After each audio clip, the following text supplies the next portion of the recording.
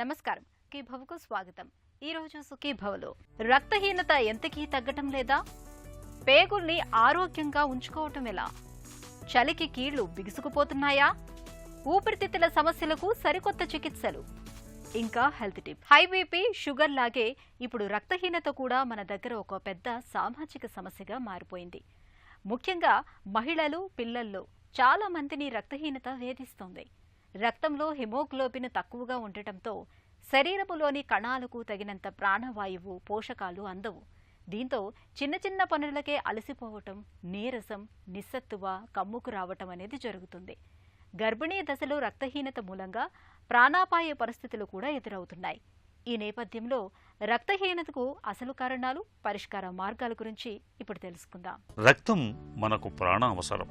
మనలోని కణకణానికి ప్రాణవాయువును, పోషక వనరుల్ని అందించే జీవ ఇంధనం. రక్తమే లేకపోతే మనకు జీవం లేదు. మన ఒంట్లో తగినంత రక్తం ఉన్నప్పుడే మన బతుకు బండి సవ్యంగా, సాఫీగా సాగుతుంది. మన శరీరంలోని రక్తం చూడ్డానికి ఎర్రగా కనిపిస్తుంది. ఇందుకు కారణం రక్తంలోని హిమోగ్లోబిన్ అనే పదార్థం. ఇది తయారు కావటానికి మాంసకృతులతో పాటు ఇనుము అనే పోషక పదార్థం కావాలి. మన శరీరంలో హిమోగ్లోబిన్ మగవారిలో ప్రతి 100 గ్రాముల రక్తంలో కనీసం 13 గ్రాములు, మహిళలు, పిల్లల్లో 12 గ్రాములు ఉండాలి. హిమోగ్లోబిన్ మోతాదు ఈ విలువల కన్నా తగ్గితే రక్తహీనత ఉన్నట్లే. రక్తం తక్కువైతే ఆక్సిజన్ తక్కువై పోషక పదార్థాలు లభించక మన శరీరానికి అడుగడుగున సమస్యలు ఎదురవుతాయి. చిన్న చిన్న పనులకే ఎక్కడ లేని అలసట ముంచుకొస్తుంది. నీరసం, నిస్త్రాణ కమ్ముకొస్తూ ఉంటాయి. హిమోగ్లోబిన్ శాతం బాగా తగ్గిపోతే మెదడుకు రక్త సరఫరా తగ్గి ఇతర సమస్యలకు దారితీయచ్చు. గుండెపై ప్రభావం పడవచ్చు. ఏకాగ్రత కోల్పోవటం, జ్ఞాపక శక్తి తగ్గటం వంటి అనర్థాలు ఎదురవుతాయి. మన రక్తంలో హిమోగ్లోబిన్ పర్సంటేజ్ నార్మల్ కంటే తక్కువ ఉన్నప్పుడు, అంటే ఆ పర్సన్ యొక్క ఏజ్, జెండర్ తీసుకొని వాళ్ళల్లో ఉండవలసిన దానికంటే, నార్మల్గా ఉండవలసిన దానికంటే తక్కువ ఉన్నప్పుడు మనం దాని రక్తహీనత అంటారు. ఈ రక్తహీనత మెయిన్గా వచ్చేందుకు కారణాలు తీసుకున్నట్లయితే, మెయిన్గా మన ఇండియాలో అయితే ఎక్కువ ఆహార లోపం వల్ల, అంటే మనకి పౌష్టికాహారం లోపంతోనే మనకి ఎక్కువ జరుగుతుంది. దీనివల్ల ఏంటంటే ఐరన్ తగ్గటము, B12 డెఫిషియన్సీ రావటము, ఫోలిక్ యాసిడ్ డెఫిషియన్సీ రావటం వల్ల మనకి ఎనిమియా అనేది వస్తుంది. ఇతర కారణాలు చూసుకున్నట్లయితే బ్లీడింగ్ అవటం, అంటే లేడీస్లలో మనకి బ్లీడింగ్, అంటే పీరియడ్స్లో బ్లీడింగ్ ఎక్కువ కావటము, డెలివరీ అయినప్పుడు బ్లీడింగ్ ఎక్కువ కావటము, జనరల్గా ఇంజురీస్లలో అయినప్పుడు బ్లీడింగ్ కావటం, బ్లడ్ లాస్ కావటము, తర్వాత ఆపరేషన్స్ వల్ల కానివ్వండి, పైల్స్ ఉన్నప్పుడు కొద్దిమందికి అల్సర్స్ అనేవి ఫామ్ అవ్వటం వల్ల, అంటే గ్యాస్ట్రిక్ స్టమక్లో అల్సర్స్ ఫామ్ అయ్యి స్లోగా బ్లడ్ అని లీక్ అవుతూ ఉంటుంది, స్లోగా అనమాట. ఈ విధంగా బ్లడ్ లాస్ అవటం వల్ల కూడా మనకి ఎనిమియా వస్తుంది. ఇతర కారణాలు చూసుకున్నట్లయితే సికిల్ సెల్ ఎనిమియాను, తర్వాత థాలసీమియా, ఇవన్నీ కూడా ఇన్హెరిటెడ్ డిసీజెస్. వీటి వల్ల కూడా మనకి రక్త కణాలు అనేవి చిట్లిపోవటం వల్ల, డిస్ట్రక్షన్ కావటం వల్ల హిమోలైటిక్ ఎనిమియాస్ అనేది ఫామ్ అవుతుంటాయి అనమాట. తర్వాత ఇతర కారణాలు చూసుకున్నట్లయితే ఎనిమియా ఆఫ్ ది క్రానిక్ డిసీజ్తో సఫర్ అయ్యే వాళ్ళు, అంటే క్యాన్సర్ కానివ్వండి, కిడ్నీ డిసీజ్తో సఫర్ అయ్యే వాళ్ళలో, రుమటాయిడ్ ఆర్థరైటిస్ సఫర్ అయ్యే వాళ్ళలో, వీటిల్లో కూడా మనకి ఎనిమియా వచ్చే ఛాన్సెస్ అనేవి అధికంగా ఉంటుంది.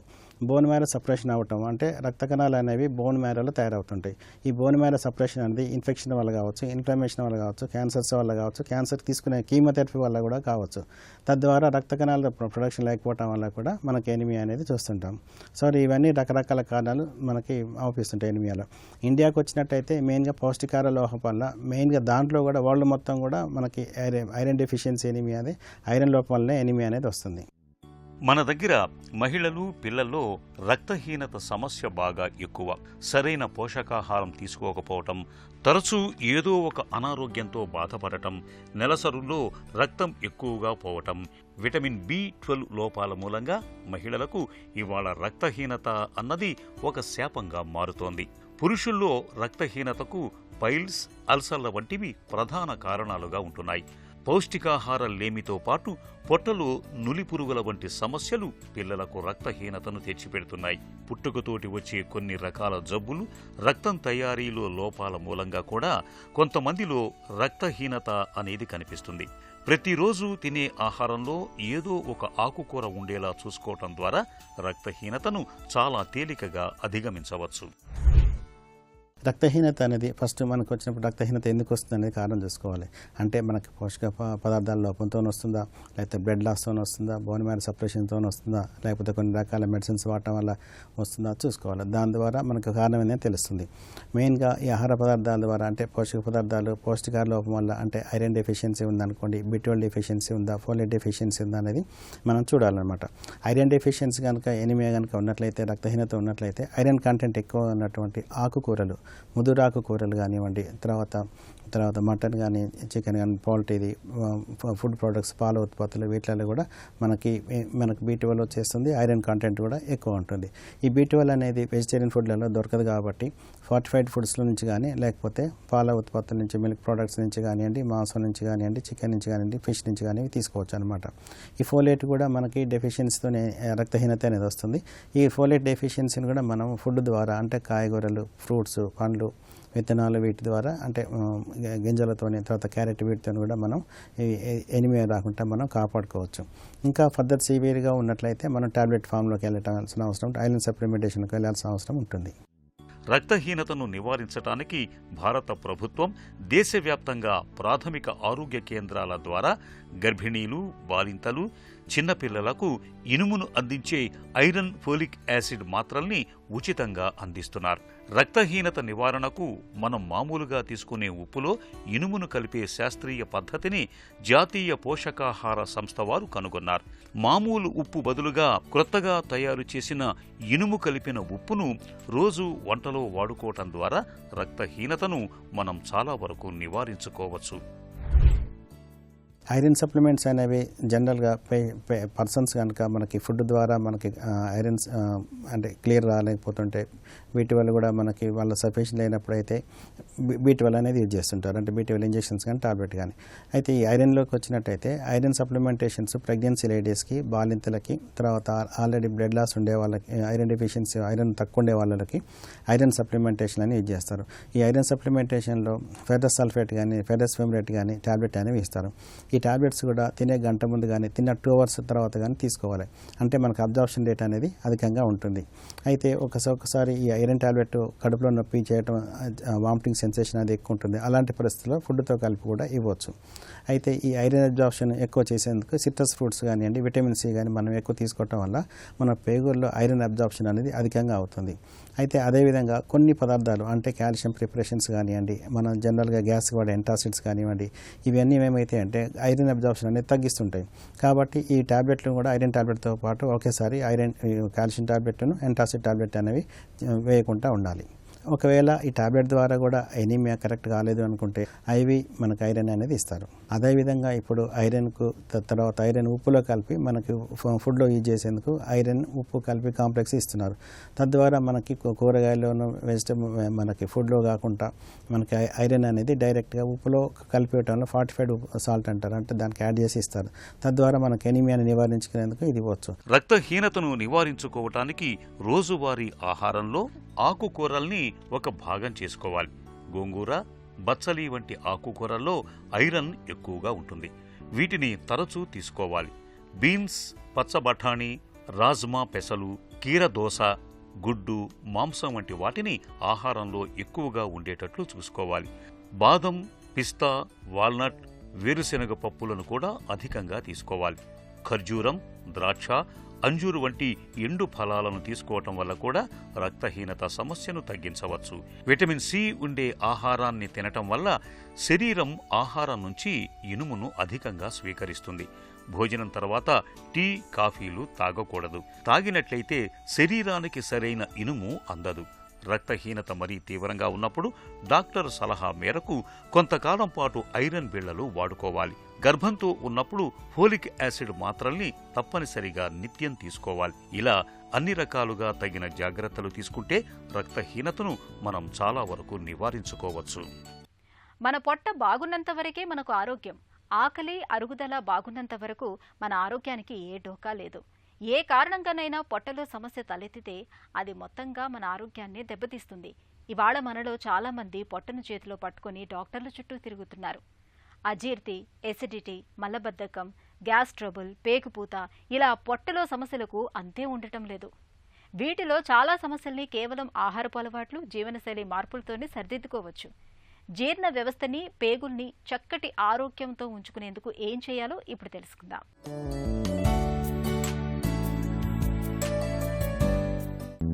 జీర్ణ వ్యవస్థను ఆరోగ్యంగా ఉంచడంలో ఆహారానిదే కీలక పాత్ర. ముఖ్యంగా పేగుల్ని ఆరోగ్యంగా ఉంచుకోవడానికి వేళకు తినడం అనేది ముఖ్యం. పేగుల్లో మంచి బ్యాక్టీరియా వృద్ధి చెందడానికి సమతుల ఆహారం కీలకం. పండ్లు, కూరగాయలు, గింజధాన్యాలు ఎక్కువగా తీసుకోవాలి. ప్రాసెస్డ్ ఫుడ్కి దూరంగా ఉండాలి. కాల్షియం, విటమిన్ డి వంటి పోషకాలను అందించే పాలు, మజ్జిగ, పెరుగు వంటివి మేలు. రోజు తగినంత పీచు లభించేలా చూసుకోవటము ముఖ్యమే. అలాగే ఎప్పుడు తింటున్నామనేది ప్రధానమే. ఉదాహరణకు ఛాతీలో మంటతో బాధపడేవారు పడుకోవడానికి కనీసం 2 గంటల ముందే రాత్రి భోజనం చేస్తే మంచి ఫలితం కనిపిస్తుంది. ఒకేసారి ఎక్కువ కాకుండా తక్కువగా ఎక్కువసార్లు తినడం మంచిది.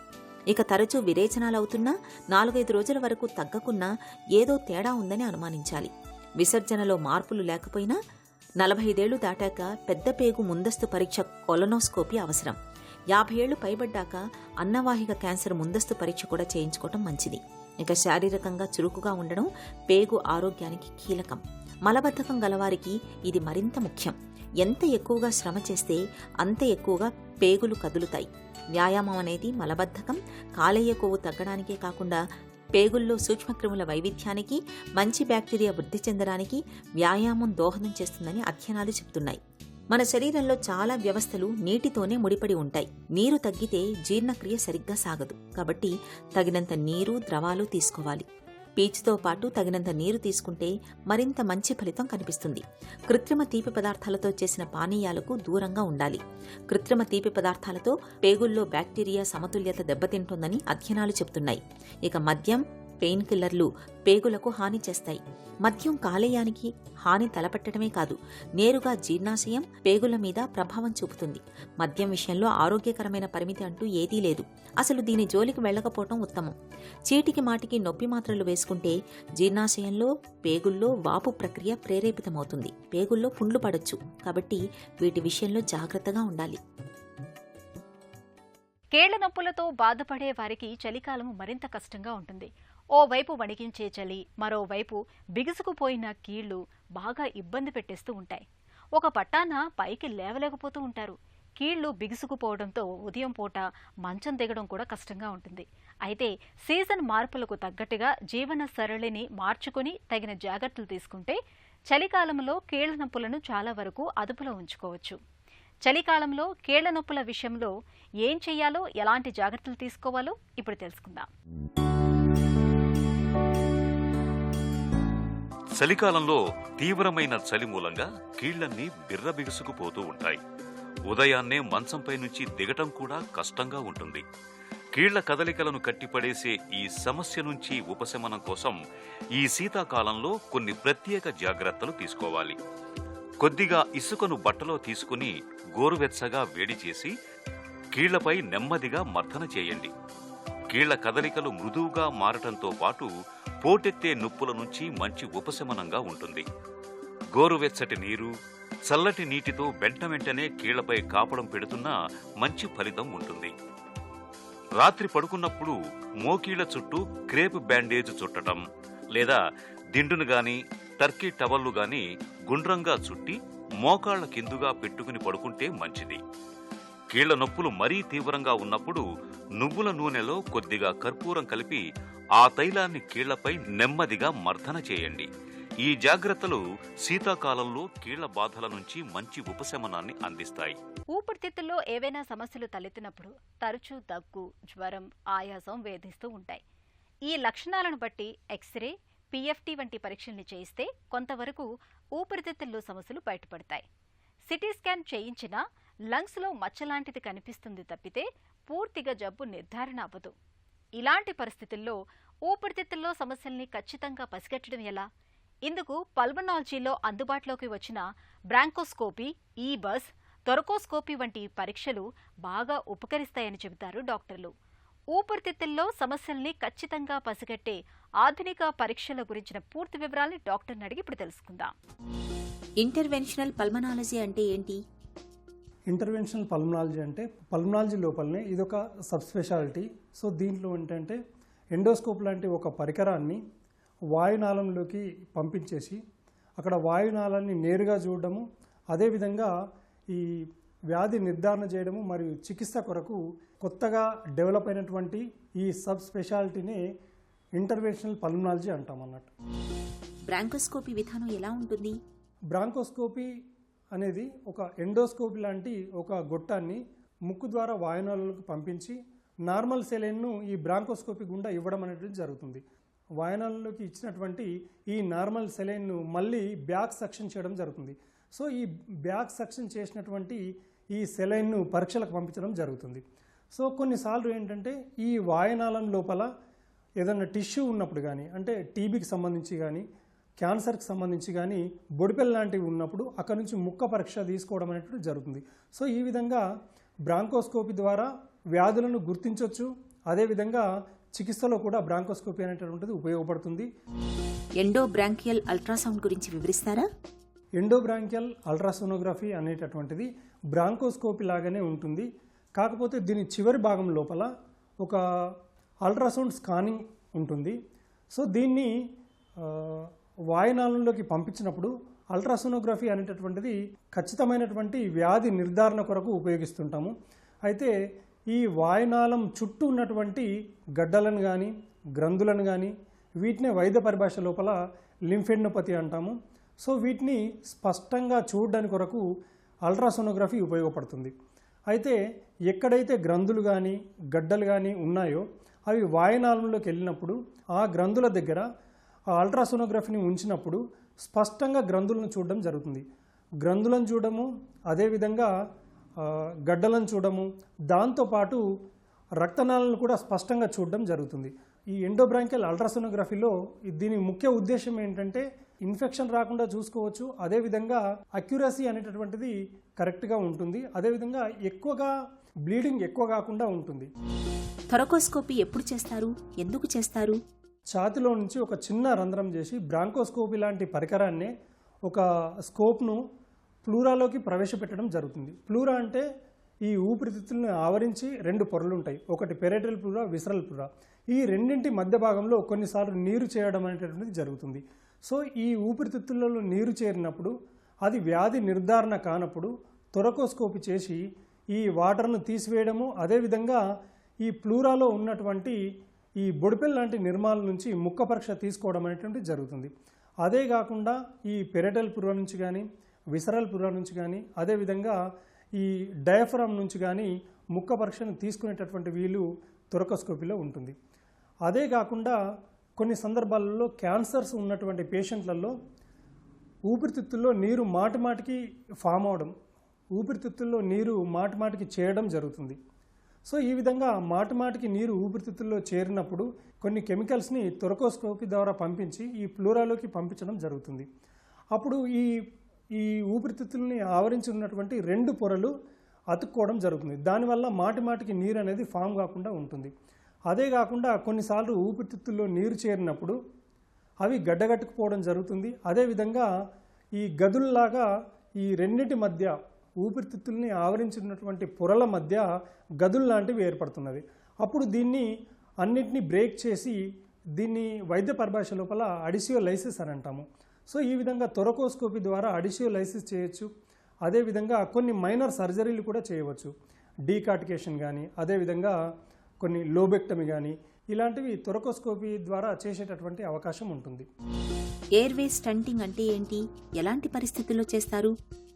వాయునాళం లోపల ఏదైనా పూడుకుపోయినప్పుడు కానీ, లేదంటే వాయునాళం కన్స్ట్రిక్ట్ అయినప్పుడు, అంటే వాయునాళం కుంచుకుపోయినప్పుడు ఈ వాయునాళాన్ని కాపాడుకోవడానికి స్టెంట్స్ అనేటువంటివి వేస్తుంటారు. వీటినే ఎయిర్వే స్టెంటింగ్ అని అంటాము. టీబీ వల్ల వాయునాళము లేదా శ్వాసనాళం పూడుకుపోయినప్పుడు కానీ, లేదంటే క్యాన్సర్ వల్ల పూడుకుపోయినప్పుడు కానీ, అదేవిధంగా కొన్ని గ్రంథులు వాయునాళాన్ని ప్రెస్ చేసినప్పుడు కానీ, ఇట్లా ఎన్నో సందర్భాలలో వాయునాళం పూడుకుపోయినప్పుడు ఎయిర్వే స్టంటింగ్ అనేటటువంటిది వేస్తూ ఉంటాం. లంగ్ క్యాన్సర్ను తొలి దశలో ఎలా గుర్తిస్తారు? ఊపిరితిత్తుల క్యాన్సర్ను ముందుగా గుర్తించాలంటే ముఖ్యంగా ఈ ఊపిరితిత్తుల క్యాన్సర్లో ఏముంటుందంటే విడువనటువంటి దగ్గు వస్తుంది. ఈ దగ్గుతో పాటు తెమడ రావడము, తెమడలో రక్తం పడడం అనేటువంటిది జరుగుతుంది.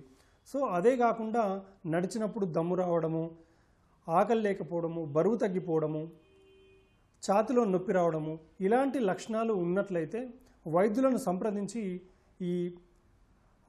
సంప్రదించి పరీక్షలు చేసుకుంటే బాగుంటుంది. ఊపిరితిత్తుల్ని ఆరోగ్యంగా ఉంచుకోవటం ఎలా? ఊపిరితిత్తులను ఆరోగ్యంగా ఉంచుకోవడానికి ముఖ్యంగా ఈ పొల్యూషన్కు ఎక్స్పోజర్ కాకుండా ఉండాలి. ఎవరైతే దీర్ఘకాలికంగా అంటే ప్రతిరోజు కొన్ని గంటల పాటు ఎక్కువ రోజులు ఎక్స్పోజ్ అవుతున్నట్లయితే ఆ ఎక్కువ రోజులు ఈ పొల్యూషన్లో ఉన్నట్లయితే వాటిని తగ్గించుకుంటే బాగుంటుంది. అంటే ముఖ్యంగా ఈ వాహనాల కాలుష్యం కానీ పరిశ్రమల నుంచి వచ్చేటటువంటి కాలుష్యం కానీ వీటికి దూరంగా ఉంటే బాగుంటుంది. ఒకవేళ తప్పనిసరి పరిస్థితులలో ఎక్స్పోజ్ అవ్వాల్సి వచ్చినప్పుడు ఖచ్చితంగా మాస్కులను ధరించాలి. అదేవిధంగా ఏదైనా పరిశ్రమల్లో పనిచేసేటువంటి వ్యక్తులు, అదేవిధంగా కెమికల్ ఫ్యాక్టరీలో పనిచేసేటటువంటి వ్యక్తులు అక్కడ ఇచ్చినటువంటి ప్రికాషన్స్ను పాటిస్తే, వాళ్ళు చెప్పినటువంటి జాగ్రత్తలను పాటిస్తే బాగుంటుంది.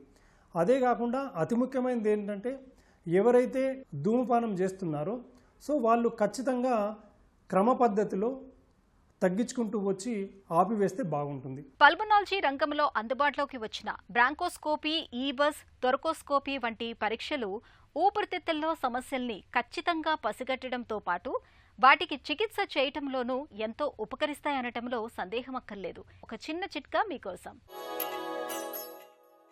చలికాలంలో చర్మాన్ని చక్కటి ఆరోగ్యంతో ఉంచుకునేందుకు స్నానానికి వెళ్లే ముందు నిత్యం ఆలివ్ ఆయిల్తో ఒళ్లంతా మృదువుగా మర్దన చేసుకుంటే మంచి ఫలితం ఉంటుంది.